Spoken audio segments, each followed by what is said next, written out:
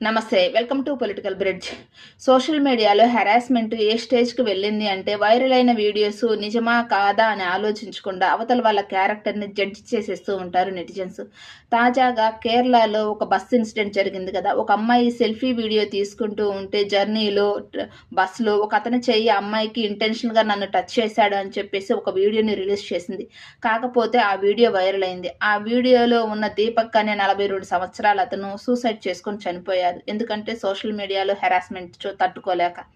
ఒక 50% ఆ అమ్మాయి కారణమైతే అతని చావుకి, మిగతా 50% సోషల్ మీడియాలో అతన్ని హెరాస్ చేసిన వాళ్ళే.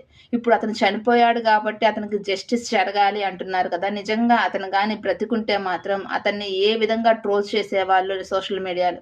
నిజంగా సోషల్ మీడియాలో ఇలాంటి వాటికి అడ్డుకట్ట పడకపోతే మరెన్నో ప్రాణాలు భవిష్యత్తులో పోవడానికి సిద్ధంగా ఉన్నాయి. మీరేమంటారు? కామెంట్ చేయండి. వీడియో నచ్చితే సబ్స్క్రైబ్ చేసుకోండి. Thank you.